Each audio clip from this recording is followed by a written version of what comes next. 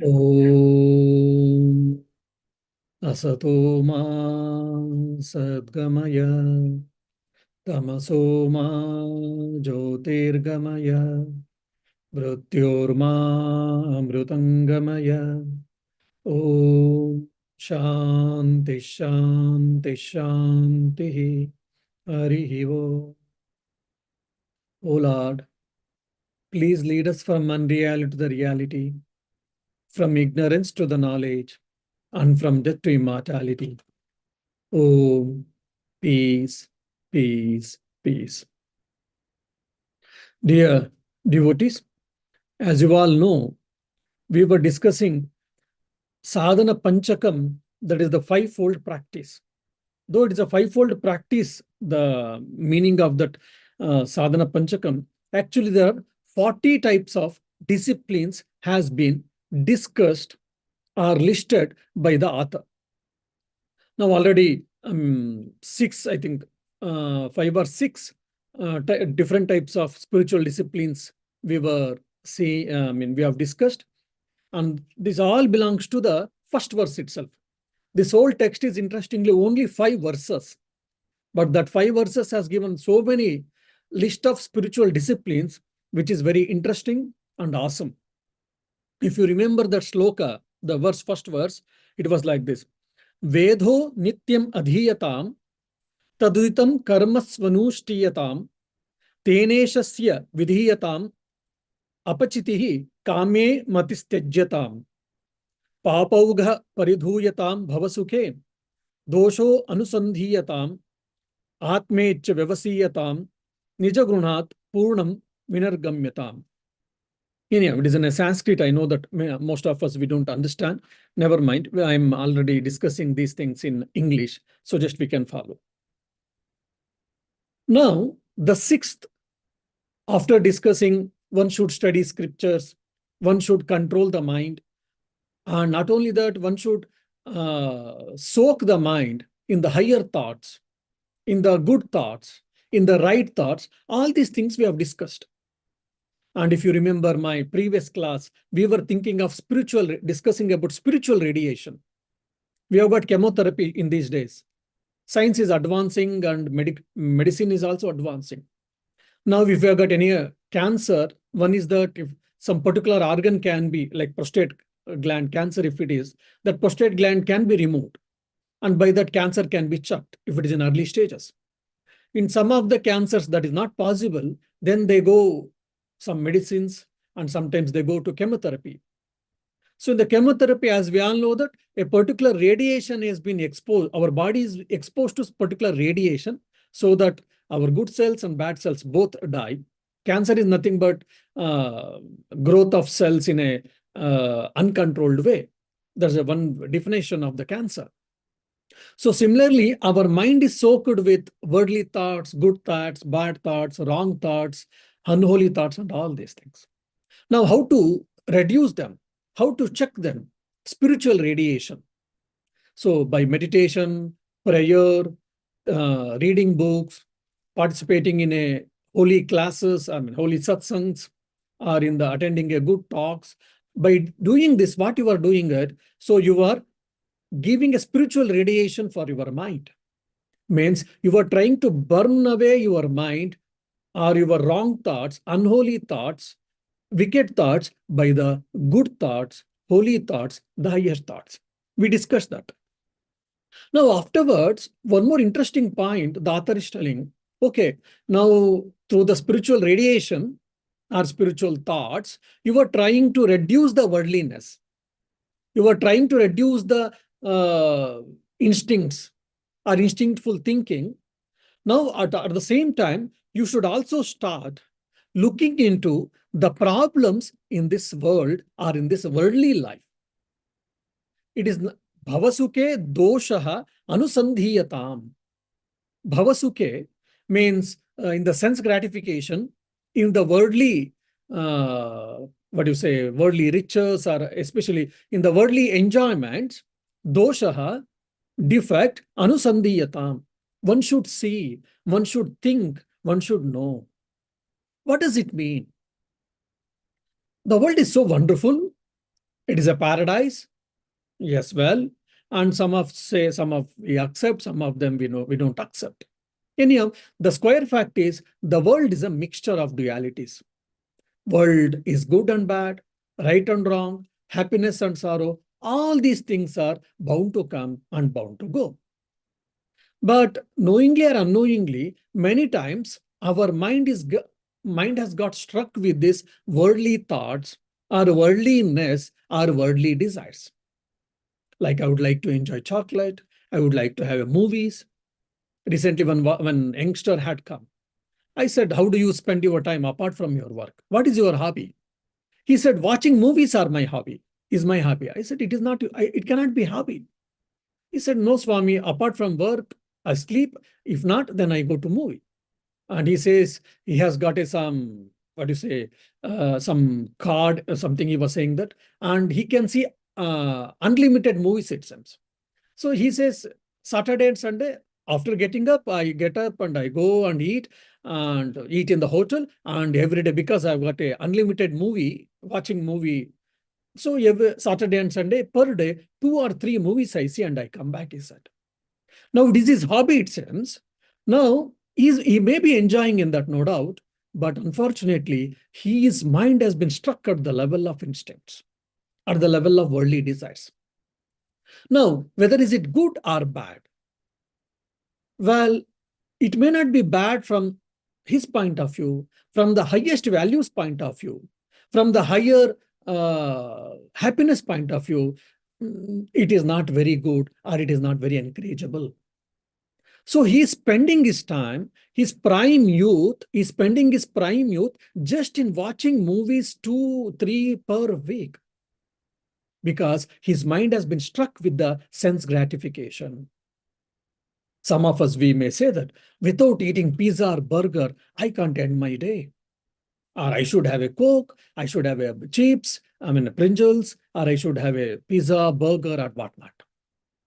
Without that, I feel my life is not complete. I can't end my day.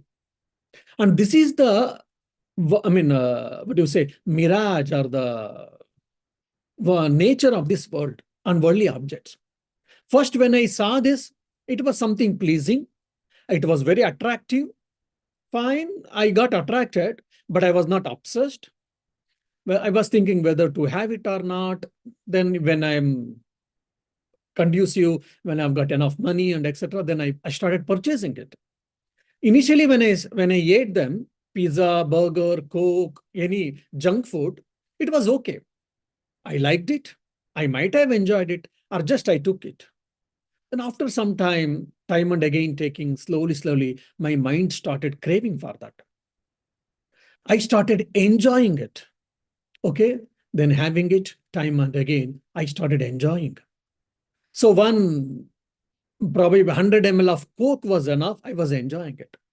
Then slowly, after some time, the same amount of Coke was not giving happiness for me. Unnecessarily, unfortunately, mind started demanding, I want more Coke to have the same amount of joy or happiness.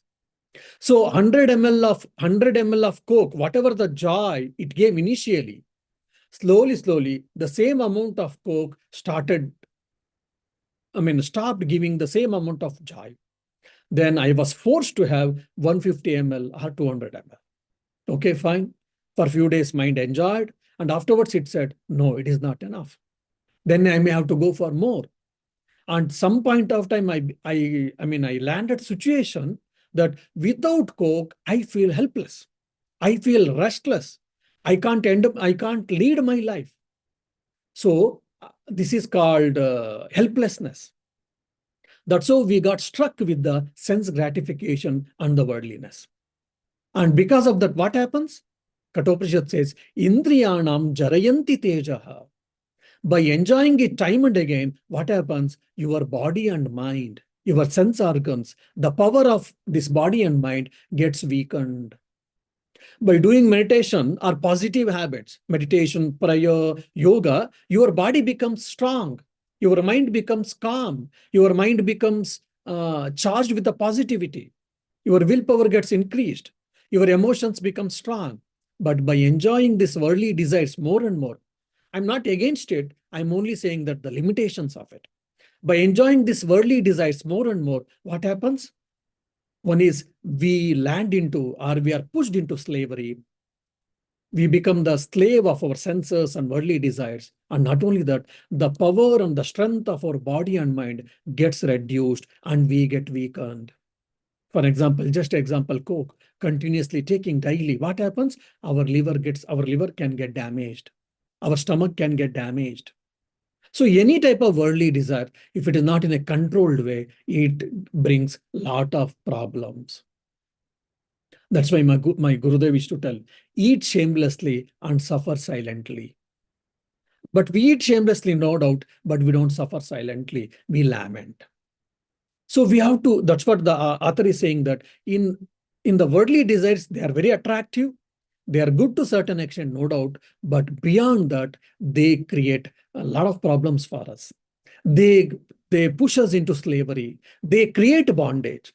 So try to understand this by discriminating what is ephemeral and what is eternal.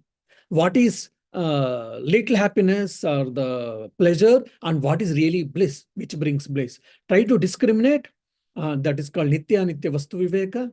Discriminate between the eternal and the ephemeral or the relative thing, and hook on to the right thing, hook on to the Nitya, which is eternality.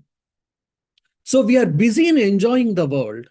We are busy in enjoying in the sense pleasures, but actually we may be thinking, but actually world is consuming us. Just like, for an example, these white ants. White ants make their home in for an example, in the piece of log. In the olden days in India, or even in foreign countries, you can see the pillars or the walls made up of wood. Now, white ants get into that. Externally may not be very damaged, but inside slowly, they start eating. Then what happens? In few years, then either the pillar or the wall, wooden wall, becomes weak, and just a small kick, a punch, or even by naturally, it gets crushed, it gets pieces. Such a strong wood became weak because this white ants. So similarly, I'm enjoying the world. I'm enjoying the, what do you say, objects, worldly objects, sense objects. I am thinking that, no doubt it is true, but at the same time, this enjoyment is killing my strength, weakening my body, weakening my sense organs, weakening my willpower, weakening my concentration. It brings more and more distraction. Now, all of them are necessary, no doubt. But it should be in a limited quantity, or it should be in a regulated quantity. That's what I mean. And simple is mobile. When I took a mobile, when I purchased a mobile, I was so happy. And probably, of course, earlier, probably 20 years before Nokia, we used to use, keypad and all. I think the present generation might not have seen keypad. We can keep the keypad phone in a probably museum. Now all touchpad is there. Even a small phone, when we have taken initially, it gave so much joy for all of us. We might have taken selfies, we might have taken the photos, and we might have put in all social medias and shared with many people and all. 1 week, 2 weeks, I enjoyed, I used it, I kept near me, etc., etc. After 2 weeks, or after a month or so, or after having a mobile, it became a common. The same amount of joy, whatever I got initially, the same amount of joy I am not getting in a mobile now, no more. After a few months, probably my mind may think, if not for everyone, many of us may, in many of our cases, our mind starts thinking, comparing each other, saying that, oh, his mobile is much more advanced. His mobile is a better version. It has got a better camera, it seems. It has got a more advantages, it seems. If possible, I should get for that. Okay, I struggled, or probably what do you say? Somehow I purchased, somehow I am, with all difficulties, I managed and I purchased a new mobile or advanced mobile, whatever I had. Again, I was so happy for a few days or for a few weeks or a month or two. Afterwards, the same mobile is not giving enough joy. The same joy it is not giving. Afterwards, slowly we will say, mobile, it is a necessity. We need it for communication, for a talk, for a whatever. Then afterwards, it becomes so much so difficult sometimes. We are obsessed with the mobile, and you start seeing that, oh, is there any seminar where I can participate in the seminar? How to get away from this mobile? How to get away from this cell phone? Cell phone, right word actually. Cell. We are always in our. We have been bound by paying. We have got bound by cell phone. Recently, someone was saying, Swamiji, because of AI, artificial intelligence, things are becoming smart.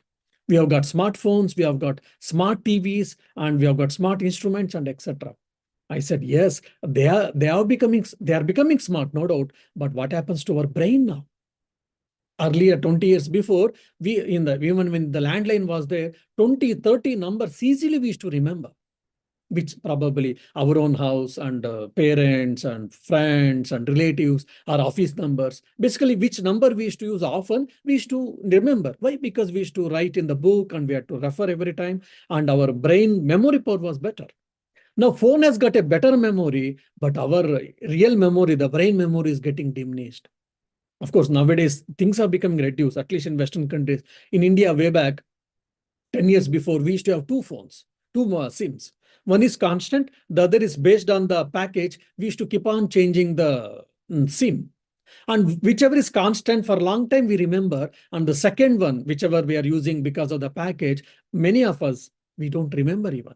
When people ask, conveniently we say, oh, probably you may mistake when I say, better I will send a message because I don't remember even my second number.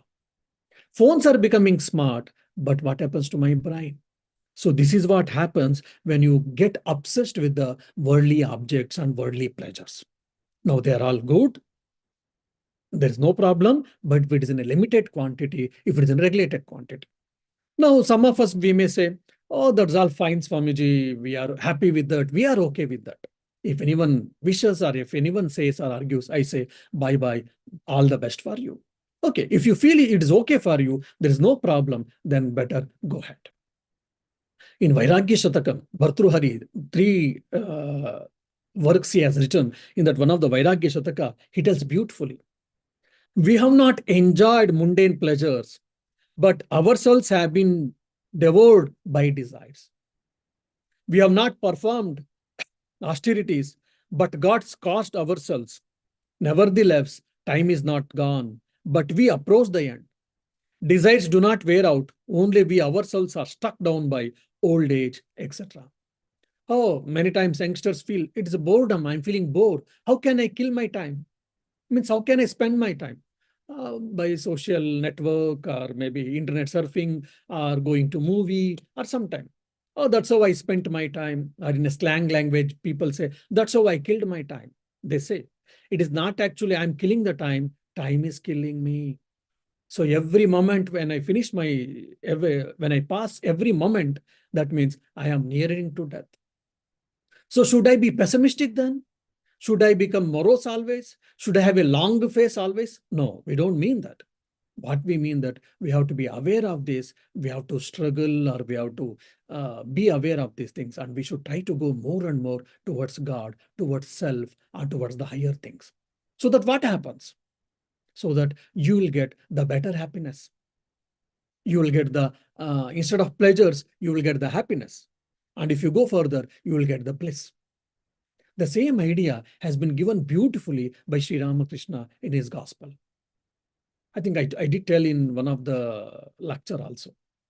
A person, he was a woodcutter and he used to go to forest, and old trees or the fallen wood, fallen trees, he used to chop them and he used to he used to make into pieces and he used to bring and he used to sell, and whatever the meager amount he used to get, and he used to take care. He did for few years. One fine day, he had been to forest again religiously, and he was supposed to cut the old wood or dry wood, and he was supposed to bring. And he met a monk or a brahmachari or a monk, spiritual illuminary, spiritual personality. He said, why are you stuck here? Go forward. He said, go forward. Egiye chalo in Bengali, Sri Ramakrishna said, go forward. Okay, he heard that and he went inside. Probably he walked inside interior forest 1 or 2 kilometers. There, for his astonishment, he saw there are a lot of sandalwood trees. Well, there is a permission, there is a need of permission to sell the sandalwood, but for story's sake, for him at least there was no need of the permission. Then he imagine now he cuts sandalwood and he brings. Now he used to bring and sell the wood and used to get few pennies. Now imagine he's selling sandalwood. In no time, he became thousands of euros or thousands of rupees he started getting. And slowly he bought a big house, his bank balance got increased, he got a vehicle and whatnot. He became a rich person. Few months or maybe an year or two over, suddenly he remembered one fine day at night. That monk or that sadhu, Babaji didn't tell me that once you go to the, sandalwood forest, he didn't ask me to stop. He only said, go forward. Why am I stopping there? Why did I get stuck there? He thought, and next day he decided he will go little more further in the forest, and he went inside and he saw the silver mines. Beautifully, he got the license and he started getting the silver mine, silver ore, and started selling. Again, he became millionaire. Fine. After some time, he went inside the forest, still deep, still interior. He got gold mines. Fine. He got license and he started selling. He became millionaire, richest person in the world. After some time, still he went inside. He got diamonds, and he is one of the richest person in the world. He's the richest person in the world. Now, that's what Sri Ramakrishna says, this story, go for. So now this, whatever the wood initially used to sell and used to get few pennies, we can compare to the sense gratification of the sensory levels. When we have the sensory pleasures, worldly pleasures, we get sort of joy, no doubt. They are very attractive, no doubt, but they are limited in nature. They are momentary in nature. Now the fellow, he went inside and he got sandalwood, and 10 times, 20 times, 50 times money he got more. Similarly, from the level of senses, if you go to the level of your mind, say we can speak of the level of emotions. Emotions are strong. We are all emotive people. When the emotions are strong and healthy, we can do many things. And if the emotions are disturbed, we say, I am disturbed, my mind is disturbed, I don't feel anything good to do. So emotions have got a lot of power. When emotions are positively charged, I can do anything and everything. Meditation possible, study is possible, workout is possible, any work is possible. But when we are weak, when emotions and feelings are weak, I feel even small work becomes too big, too difficult. Okay, then I go to the mind level or at the thought level. One thought can change the world. One thought can bring so much solace to me. One thought can bring a lot of ease for us. That is the power of thoughts, isn't it? And when we live at the level of thoughts, the joy is so much more wonderful. I mean, we have got our chairperson here who is called Professor Siddharth Sen. He's in 80s. And he spent 12 to 16 to 18 hours. He cooks in his house, no doubt, because and he does domestic affairs and all. Even now he goes to Trinity College. He's a retired professor, but with his friends. He's a mathematician, and with the physics department, he has got a connection, and he does research even in these days. And yesterday when I met him, he was saying that he's going to he has written a paper on the research paper on consciousness from the mathematical and physical perspective. So like that, new avenues he's trying to find out, trying to study, trying to make research, and try to present papers and whatnot at the age of 80 plus. Now it is his passion. He's living at the level of thoughts, so that's why he's not bothered about his age. He's not bothered about his body limitations. He's not bothered about the sense gratification or watching TV and etc. His mind is so concentrated. He's living at the level of ideas. At the age of 80 plus, he's learning new things. He's reading books. He's writing books. And he's guiding the new research candidates. And he's enjoying at the age of 80 plus. 80 plus walking is difficult. Many times we say, oh, so I'm the 60 plus, I've become now senior citizen. My legs are paining. My body is paining. I've got that ache, this ache. I mean, that is a common thing, definitely. But I've never heard any complaint from him. He always, whenever I go or whenever I meet him, he always discusses about the new ideas. See, he's at the level of thoughts. And when the highest thing is when we live at the level of consciousness, or the God, or the self. What an amount of joy, what an amount of bliss one can experience. We may be living in the same world, no doubt. We may be doing the same work. We may be having the same lifestyle, more or less, but still, where is our mind is very, very important. We may be level at the level of body level, physical level, mental level, emotional level, intellectual level, and spiritual level. Now imagine in the life of Swami Vivekananda, or Sri Ramakrishna, or Buddha, Jesus Christ, or Guru Nanak, all of them, they lived at the level of self or consciousness. What an amount of joy, what an amount of bliss they might have experienced. There's a very interesting story of Swamiji. Just probably I will tell and I'll go to the next point. In Swami Vivekananda, when he was staying as a guest in a particular lady's house in a US, she was very good, she was very hospitable, but she had only one nature. Any good person, a famous person, she never, she provides hospitality, but she's so, what do you say, nature is, she sees that she tears apart, she sizzles the personality and she tries to find out what is there any mistake in him? Is there any drawback in him? Is there any defect in him? That was her nature, personality. Now, well, she heard about Swami Vivekananda, etc. She welcomed Swami Vivekananda. Swami Vivekananda accepted her invitation, and Swami Vivekananda was staying in her house. And very minutely, day in and day out, she is observing Swami Vivekananda's whole routine or his personality, his life, and his talk, and etc. Whether she can find out any defect in him. Few days over, she couldn't. And one fine day, Swami Vivekananda was about to go to talk. Before going to talk, in his room, he's standing in front of a mirror. The mirror was a quite big size, maybe life size. He's standing in front of a mirror and he's just looking at it. And she's standing outside of the room, that's behind the door, and she is observing Swami Vivekananda. Swami Vivekananda is not able to see her physically, actually. And just Swami Vivekananda standing in front of a mirror. Now imagine if any one of us have to go to talk or anywhere, any place, we see and our clothes are okay, we do makeup something, we comb our hair. Of course, I cannot comb my hair in case your hair is there, combing hair, all these things we do it. So she thought, oh, Swami Vivekananda, now since he's going to give a talk, now he's trying to see whether his costume is okay and his hair, combing hair and etc. He's trying to be physically smart enough or good looking enough so that he can go and talk in front of audience. That's fine. That may not be exaggeration. That is nothing unusual. But that lady was feeling, the Swami Vivekananda tells, I am Atman. We are all Atman. We are all self. We are not body. We are not mind and etc. So sorry, why is he bothered about all these things? See, he speaks that Vedanta, he speaks that I am self and etc., but he has got body conscious. That's why he's doing all these things. That was her thinking, her thought. Swami Vivekananda, even he didn't look back.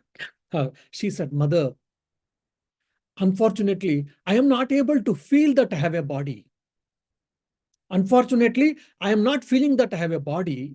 So at this mind state, I cannot go and give a talk. As a result, I am standing in front of the mirror and I am telling to my mind, look, there is an image, there is a reflection of your body. So please know it for certain that you have got a body. So I am trying to convince my mind that I have a body. Swami Vivekananda has a body. So I'm trying to convince, that's why I'm standing in front of the mirror. Anyhow, she had to bend her head with shame and she asked apologies. No, imagine, we are always trying to rise our mind to above, and Swami Vivekananda is trying to bring his mind down. Now, self has a body, body has not a self. This is a very subtle difference we have to understand. All of us, we think body has a self, body has got a self. No, body doesn't have a self, self has got a body. So anyhow, it is a very subtle difference. So when you live at the level of conscious, that is our actual goal of the Vedanta. We have to reach to that state. When you reach that, what happens? You can enjoy the place at all given point of times. That is the reason the author is trying to tell, find out the limitations, find out the defects, be aware of the defects and the limitations, shortcomings of this world and its objects. We need not to deny them. We not to see them in a wrong way, no, but understand the limitations. That's what the author is trying to tell. That's where Shri Krishna says, Anityam masukam lokam imam prapya bhajasvamam. You want happiness at all times? You want security, real security? You want bliss? But you can't get none of them from this world. Why? Anityam, it is temporary. Asukam, it doesn't give really happiness. This world is, the nature is temporary and momentary happiness it gives. If you want the permanent happiness, prapya bhajasvama, mam bhajasva. Imam prapya bhajasvam. You try to remember me so that you will get the eternality. Again, we are not saying that you should leave away all these things. Only we are saying that you should understand the limitations. And if you want the permanent bliss, everlasting bliss, eternal bliss, seek the Lord, seek the self. That's what we are saying. And there are actually, in Patanjali, there are 3 types of dukkha he speaks. One is paranama dukkha, samskara dukkha, and gunavrutti virodacha. Dukkhameva sarvam vivekina. For Viveki, this whole world and its objects and subjects are dukkha. Even same thing, even Buddha also says, the whole world is with full of misery. In Adi Sattani, the 4 noble truths, the world is full of suffering. If there is a suffering, there is a cause and there is a solution. And please, this is the solution he gives. Ashtanga Marga he gives. Probably I will try to discuss some other time this 3 types of dukkhas. Now we will go to the 7th spiritual practice. Atmechya vyavasiyatam. So first he told negatively, vairagya. What is vairagya here? Understand the limitations of the world and its objects and try to detach from that. That's what he said. Now he's telling abhyasa. Abhyasa means what? Practice. What practice you was to? Atmecha vyavasiyatam means seek the self with consistent endeavor, with consistent effort. Oh, I went to Vipassana meditation for 10 days. I was so happy. My mind was so calm. I felt so nice. Fine. After coming back, then all we left. No, spiritual life. That's why my Gurudev used to tell always, there is no holiday for spiritual life. There is no holiday for spiritual life. If you want really self-realization, if you want to attain God realization, then there is no time where you should not do. At every moment, as much as possible, we should strive towards reaching God, towards experiencing God or experiencing self. And that desire should be intensified. I want self, the seeking self. Self means your consciousness. Seeking consciousness, seeking God should be intensified. That has to be practiced. So one is detachment, the other is attachment.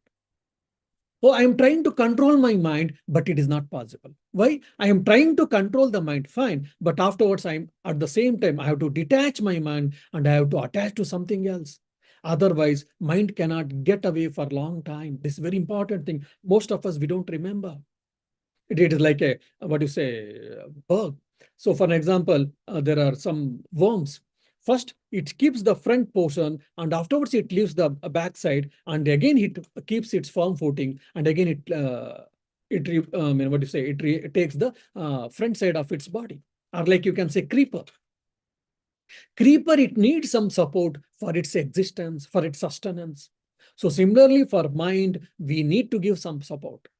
Some may give woman, some may give opposite sex, I used to say. Some may give money, some may give name and fame, some may give just foodie. Some people are very foodie.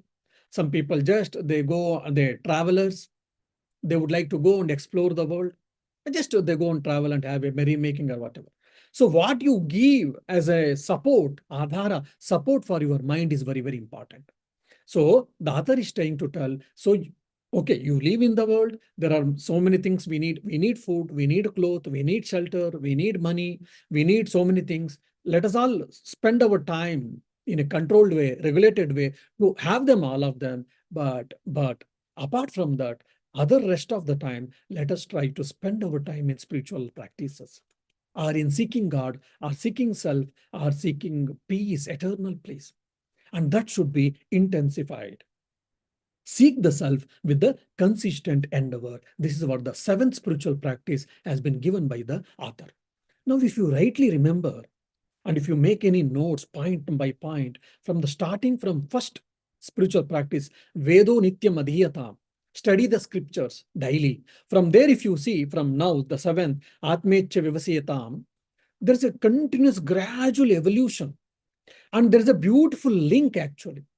From one discipline to another discipline, there's a beautiful link. Just like there's a beautiful pearls, all pearls you put together, it becomes a beautiful necklace. So similarly, it is a necklace of the spiritual practices. Every pearl is every spiritual practice.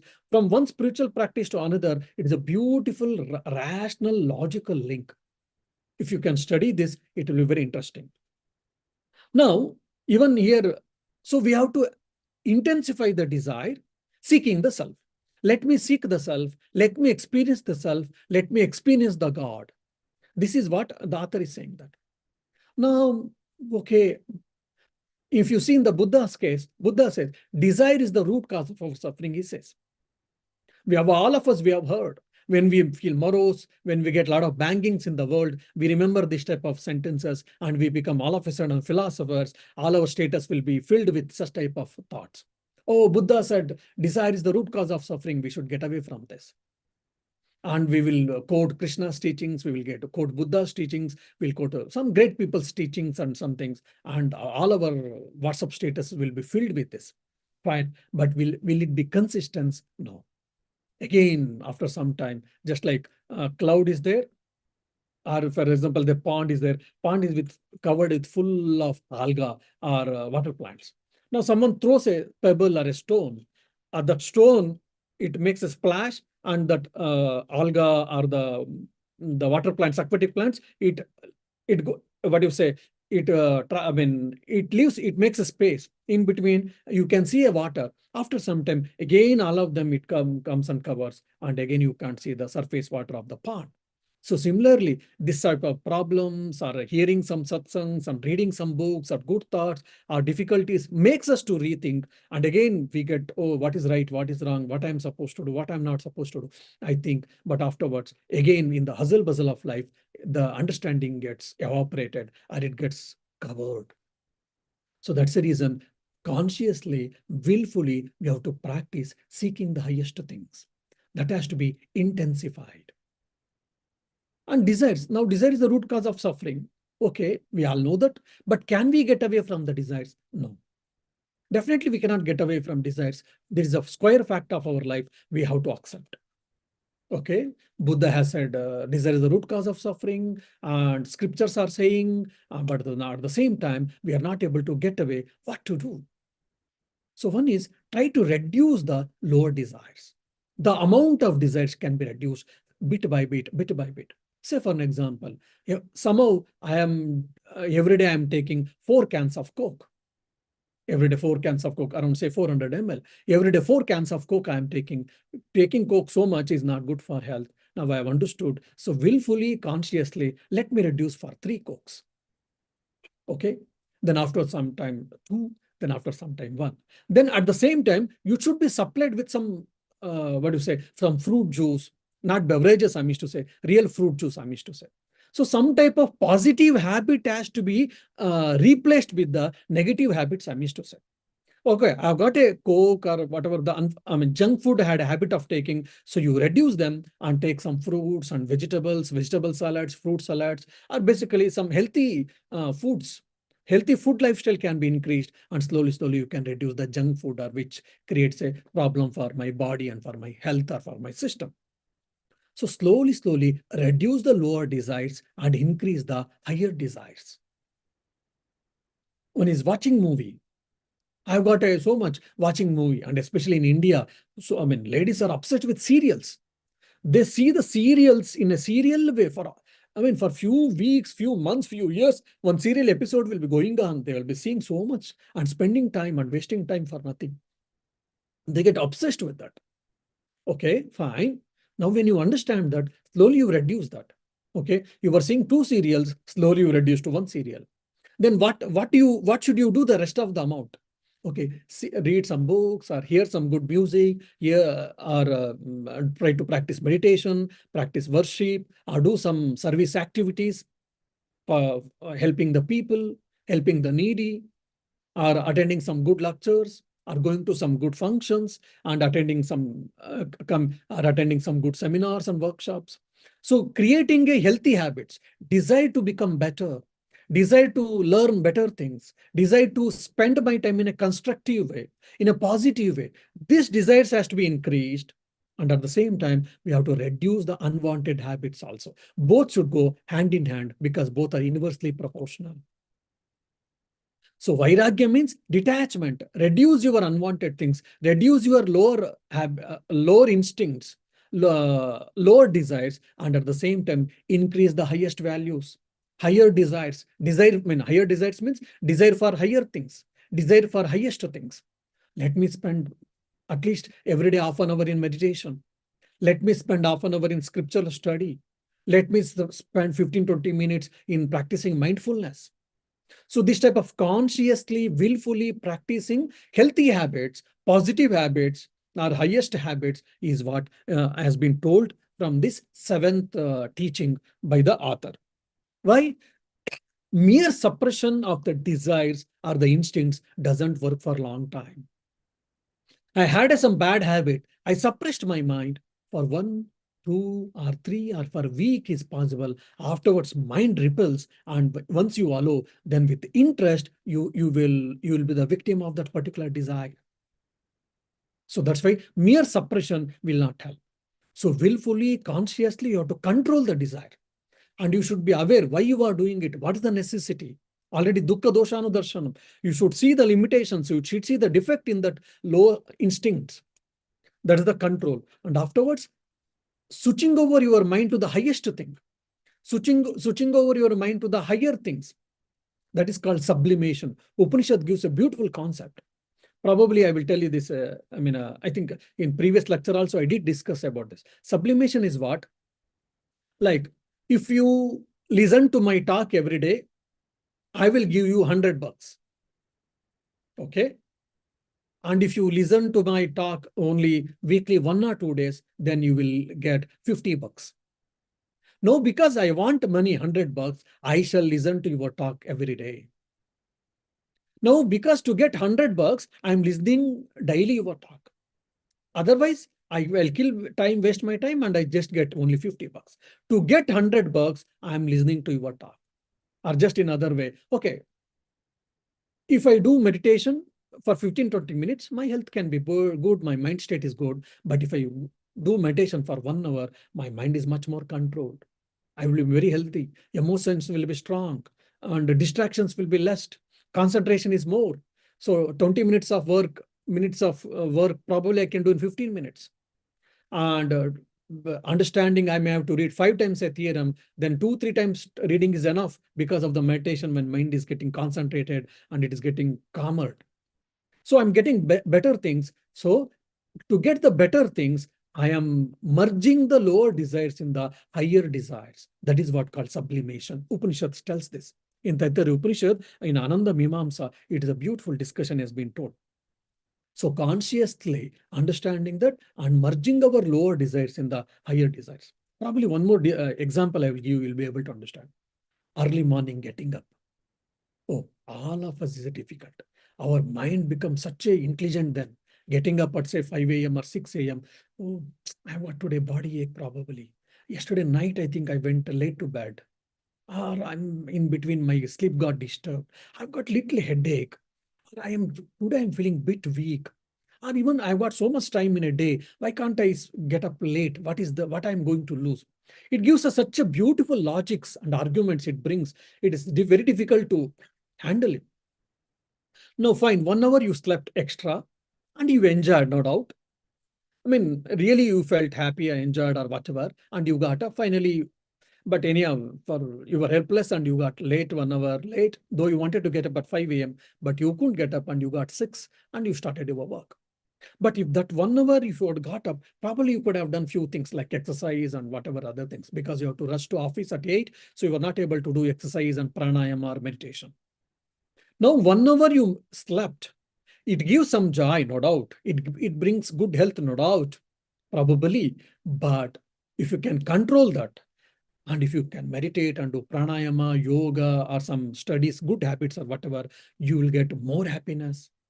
You will get more profit. It is more beneficial. So to get the more benefits, to have more profit, I am giving away, or I am merging the lesser happiness in the greater happiness. That's what I mean, sublimation. So this sublimation, this idea of sublimation has been given here. The same idea has been told very beautifully in Bhagavad Gita, in the second chapter, I think. Vyavasayatmika buddhihi rekeha kurunandana bhushaka henantascha buddhayo vyavasayina. The intellect of those who are in this path, is resolute. Their aim is one-pointed. But the intellect of those who are irresolute is many-branched. I wanted to become a doctor. Okay, fine. But finally, I landed in becoming a compounder or something else. Why? I had a desire, I had a goal, desires, but it was not really goal actually. Why? Because my mind was distracted with many things. So whatever I was supposed to do or whatever I was expected to do, I couldn't do it completely. So I didn't become doctor.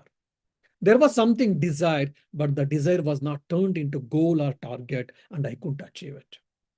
When the desires are being intensified and it is with well thought and well practiced, and it has become it has become a possibility, then only I say that it is a goal. Otherwise, just it is a fancy idea or fancy wishes or desires, isn't it? So here buddhi, the particular word has been used, vyavasayatmika buddhi. What is that vyavasayatmika buddhi? Concentrated mind. Concentrated mind or single-pointed mind, focused mind.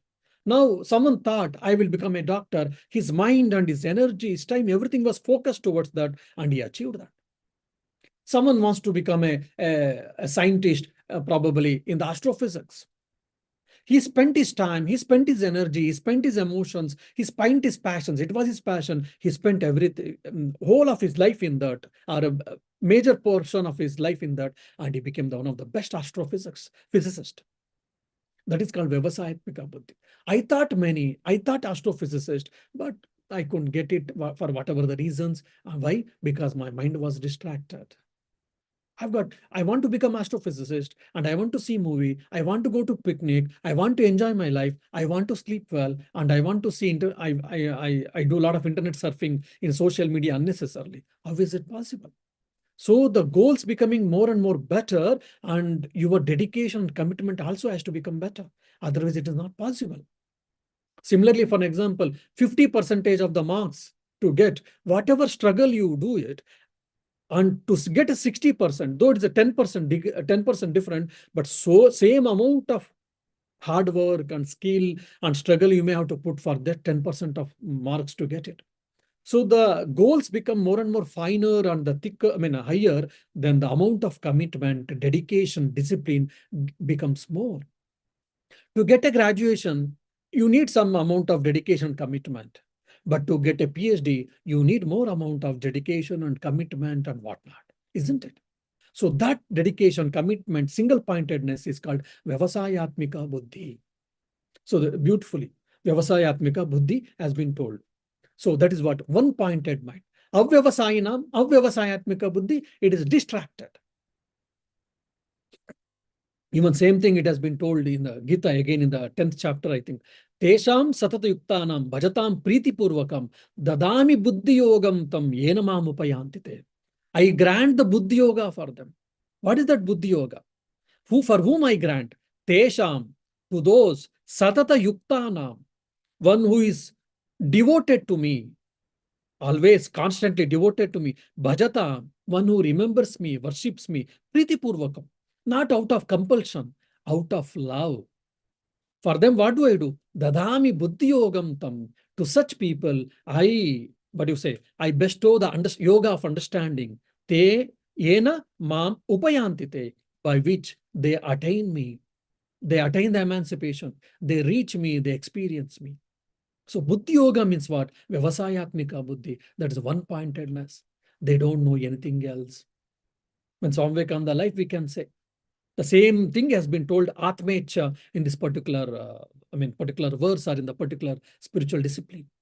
When Sri Ramakrishna, Guru, his guru, he called young Naren and he asked, see, in a commonly, very few people have got occult powers. There are got 8 occult powers. For example, anima. Anima means one who has got that power, he can become like microscopic or atomic in nature, or very small basically. You can see whoever read Ramayana, you can know all this. Then Mahima, one can become very big, very huge. In serial and all, we show that, oh, Hanuman thought he can do that, and by hearing Jambavan, then Jai Shri Ram, he said, and he grow in a very big way. We see that. What does it mean actually? Mahima. One can grow big or whatever. Then Lagima, one can become lighter like an air. So Vashikaranatva. I mean, one can, if he wishes, one who has got that Siddhi, Vashikarana Siddhi, this occult power, he can, what do you say, he can handle the people. Simply, when people see such person, they get attracted towards him or her, and whatever he says, everyone follows. Such like that, 8 occult powers are called Ashtasiddhis. All 8 occult powers are with Sri Ramakrishna. While doing his sadhana, spiritual practices, he got it.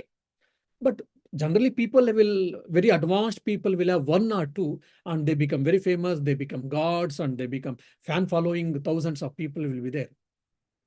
And Sri Ramakrishna said that to Swami Vivekananda, that look, people generally hardly will have 1 or 2, very few people, that too, but still for that they become gods and thousands of people will follow.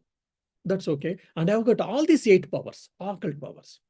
Now, well, I didn't use for this. I didn't want to use, and I didn't use much to. Now I'm thinking any of it is becoming waste with me. I thought I will hand over to you. I will transfer that 8 occult powers to you. What do you say, Nare? Now, you imagine if Sri Ramakrishna says to any one of us, even now, let us be sincere and open. What we say? Thank God, thank Thakur, thank Sri Ramakrishna. Please give me. You are so gracious. So I'm so grateful to you. Please give me. If not all, most of us, we may accept it with all gratefulness and all. But young Naren, immediately, instantly, he asked, isn't it? Wait, hold on. You tell me first. Okay, these 8 occult powers you are talking. Does these occult powers help me to realize God? Sri Ramakrishna said, no. Probably it can divert you from the spiritual path or from this realization. Then Naren said, if so, then I don't want that. Whatever it may be, I don't want that. You see, why Naren was loved so much by Swami Vivekananda, why Naren got his experience Nirvikalpa Samadhi in such a young age of 23 or 24 years. Why? See, his state of mind, you see. 8 occult powers was as a cakewalk, as just like everything was someone like they prepare a dish, beautiful dish, and they present on it, they put on a table and they welcome us, come on, have this. We feel so happy, especially in the Western countries. We have to cook ourselves, we have to clean and all. Someone cooks for us and invite for dinner or lunch. We feel so happy that day. So like that, the best thing has been given by Sri Ramakrishna voluntarily, without doing anything. But young Naren rejects it. No, I don't want. Why? He wanted Brahman and Brahman alone. He wanted Nirvikalpa Samadhi alone. He wanted to experience the self alone. He was so firm in that. That's why he was able to experience the Brahman, apart from his avatar, incarnation and all. Just see from the humanistic point of view, why he could experience the Nirvikalpa Samadhi at the age of 23 or 24 or 25. Why? Because he had a firm resolution, Vyavasayatmika Buddhi. That has been told in this particular verse or particular line. The author is telling Atma Icha. I want Atman and Atman alone. I want God and God alone. I don't want anything else. Well, all of them are necessity. As a necessity, I would like to have them. But more than necessity, I don't want to have them.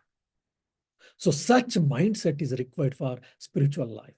If you wish to have emancipation, you wish to have the experience of God or self-realization or God realization or whatever you want to call. So if you want to have that, then you have to seek the self. Not only that, I want self and self alone. I want God and God alone. That's what is required. And that same thing has been told in Narada Bhakti Sutra beautifully. Bhakta ekantino mukhyaha. The advanced people in the devotional bhakti marga, bhakti yoga, how they will be? They will have only one goal. They will not have many goals. Only one goal. What is that? Experiencing the God or just loving the God. Love for love's sake. Nothing else. No expecting. I love God. Why? Oh, because if I love God, I will get materialistic prosperity. My problems are solved. I may get good wife, good husband. My bank balance may be increased. I may good house. And I'm not saying that they're bad. Fine. But the advanced people, the real spiritually advanced people, the parabhakti, who have got parabhakti, such people, they will seek God and God alone. They don't seek anything else. So may Sri Ramakrishna bless all of us. And Adi Shankaracharya bless all of us, so that let us seek the Lord, let us seek the self more and more alone, and let us try to understand the ephemeral nature of this world and the eternal nature of the self and God, and let us try to hold on to that truth, and let us try to put into practice as much as possible in our day-to-day life. Om Shanti Shanti Shanti. Hari Om Tat Sat. Shri Ramakrishna Arpanamastu.